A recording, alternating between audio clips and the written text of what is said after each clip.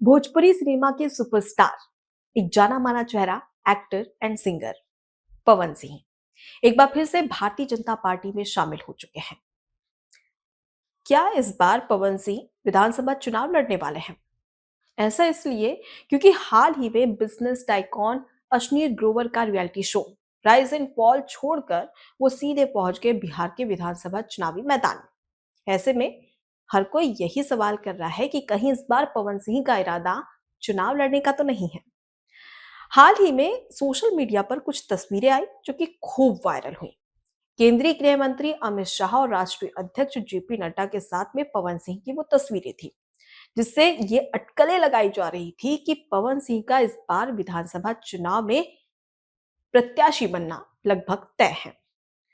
लेकिन इसी बीच में एक और बड़ी बात कि पवन सिंह और उनकी पत्नी ज्योति सिंह के बीच में लगातार विवाद देखने को मिल रहा है। हर कोई यही जानना चाहता है कि पवन सिंह और ज्योति सिंह के बीच में जो विवाद है, आखिर उसकी जड़ किससे जुड़ी हुई है। देखिए, अगर पवन सिंह और ज्योति सिंह की बात कर ली जाए तो कई सारी सोशल मीडिया पर वीडियोस आई है जिसमें ज्योति सिंह, उनकी पत्नी ने कई गंभीर आरोप लगाए हैं। क्या इस विवाद की जड़ बिहार विधानसभा चुनाव से जुड़ी है?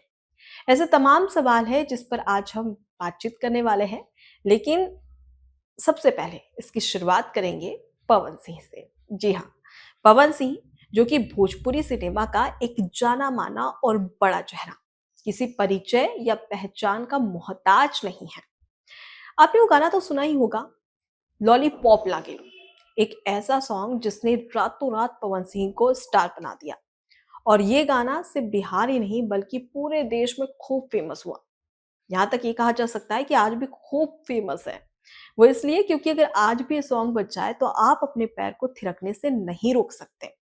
अब ऐसे में पवन सिंह को एक बड़ा स्टार बनाया इस गाने ने। पवन सिंह की राजनीति की बात करें तो इसके लिए आपको चलना होगा थोड़ा पीछे, यानी कि 2017 में, जब भारतीय जनता पार्टी की सदस्य बने पवन सिंह। भारतीय जनता पार्टी ज्वाइन करने के बाद में वक्त आया 2024 के लोकसभा चुनाव का। ऐसा नहीं है कि भाजपा ने पवन सिंह को टिकट नहीं दिया। भारतीय जनता पार्टी ने आसनसोल से पवन सिंह को लोकसभा चुनाव में प्रत्याशी बनाया। लेकिन इसी बीच उन्होंने आसनसोल से चुनाव लड़ने से इनकार कर दिया और निर्दलीय प्रत्याशी बनकर काराकाट से चुनाव लड़ने लगे, जिसके बाद में पार्टी ने उन्हें निष्कासित कर दिया। यहां पर काराकाट पर जब उन्होंने चुनाव लड़ा वहां से, तब पवन सिंह और उनकी पत्नी ज्योति सिंह ने खूब प्रचार प्रसार किया था। यानी कि यहाँ पर पवन सिंह को उनकी पत्नी ज्योति सिंह का भरपूर सहयोग साथ मिला था। लेकिन वो चुनाव हार गए। अब बड़ी बात कि ज्योति सिंह की ओर से कई गंभीर आरोप पवन सिंह पर लगाए थे। ये मामला नया नहीं है। दरअसल पवन सिंह की 2018 में ज्योति सिंह के साथ में शादी हुई थी। शादी के 3-4 महीने के बाद ही दोनों के बीच में आपसी कलह देखने को मिला। और उसके बाद में ये कलह इतना बढ़ गया कि कोर्ट तलाक तक ये पूरा मामला पहुंच गया था। ज्योति सिंह ने अपने पति पवन सिंह पर कई गंभीर आरोप भी लगाए।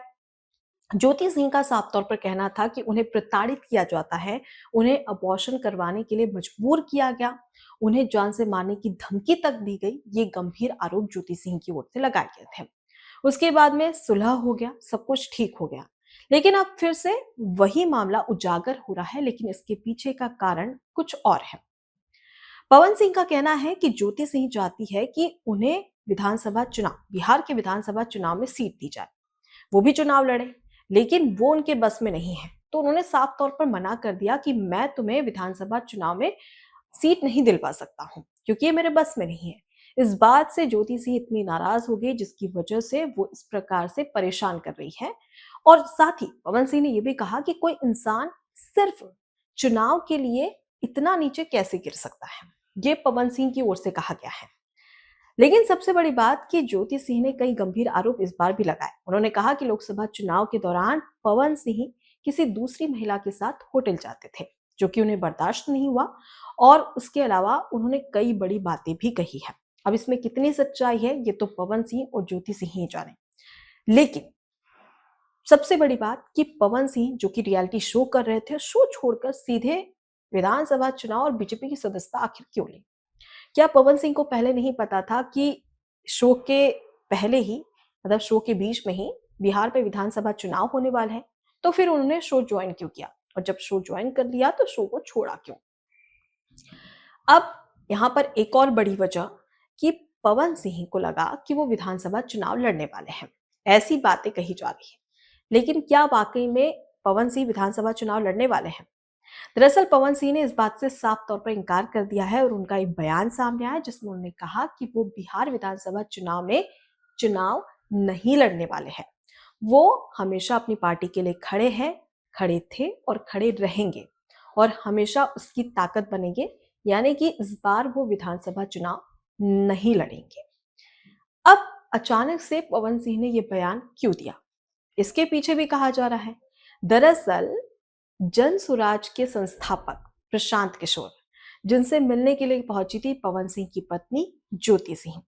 जब ज्योति सिंह उनसे मिली तो 20 मिनट तक उन दोनों के बीच में मुलाकात हुई। मुलाकात में साफ तौर पर ज्योति सिंह ने यह कहा कि उनके साथ में अन्याय हुआ है और जो उनके साथ में हुआ है वो किसी भी महिला के साथ में ना हो, इसका वो भरपूर प्रयास करेगी। अब ऐसे में एक और ज्योति सिंह प्रशांत किशोर से मिलती है, दूसरी ओर पवन सिंह का ये बयान सामने आता है। अब इससे आप समझदार है और आप खुद ही समझिएगा कि आखिर पवन सिंह ने क्यों मना किया होगा कि वो चुनाव नहीं लड़ना चाहते हैं। इसके पीछे की वजह अभी तक सामने नहीं आई है। एक और बड़ी बात कि आपको ये भी बता दें कि पवन सिंह की पत्नी ज्योति सिंह पहली नहीं बल्कि दूसरी पत्नी है। पवन सिंह की शादी दूसरी शादी है।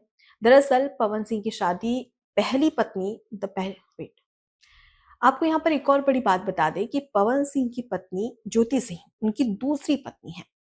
उनकी पहली पत्नी का नाम नीलम सिंह है जिन्होंने सुसाइड कर लिया था।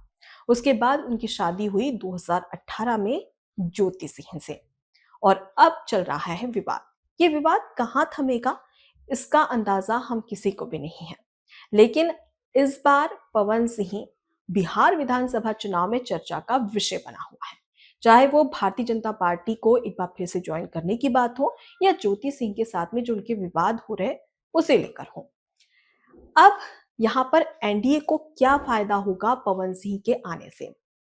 दरअसल कहा जा रहा है कि अगर पवन सिंह चुनावी मैदान में उतरते हैं, चाहे वो प्रत्याशी बने या फिर पार्टी के लिए प्रचार प्रसार करें, इससे सीधा बड़ा फायदा एनडीए को होने वाला है।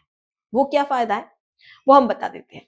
दरअसल कहा जा रहा है, एक्सपर्ट्स का कहना है कि अगर पवन सिंह चुनावी मैदान में उतरते हैं तो 22 विधानसभा सीटें ऐसी हैं जहां पर एनडीए को यानी कि भारतीय जनता पार्टी को सीधा फायदा पहुंच सकता है। अब ऐसे में हर किसी को इंतजार है, बिहार में 2 चरणों में चुनाव होने जा रहे हैं। अब ऐसे में पवन सिंह की क्या भूमिका हो सकती है पार्टी के लिए, और अगर पवन सिंह चुनावी मैदान में उतरते हैं, चाहे वो प्रचार के तौर पर हो या फिर प्रत्याशी के तौर पर, तो इससे भारतीय जनता पार्टी को कितना फायदा होगा, उनकी आने वाले समय में क्या भूमिका रहेगी, इसे लेकर हर कोई इंतजार कर रहा है।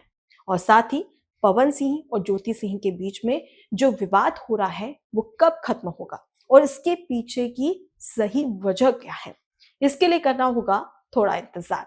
फिलहाल बिहार चुनाव पर हर किसी की नजर है और हर किसी को इंतजार होगा कि आखिर इस बार बिहार में किसकी सरकार बनने वाली है या फिर एक बार फिर से नीतीश कुमार नजर आएंगे। एबीसी हिंदी न्यूज आज ही जुड़िए हर खबर के साथ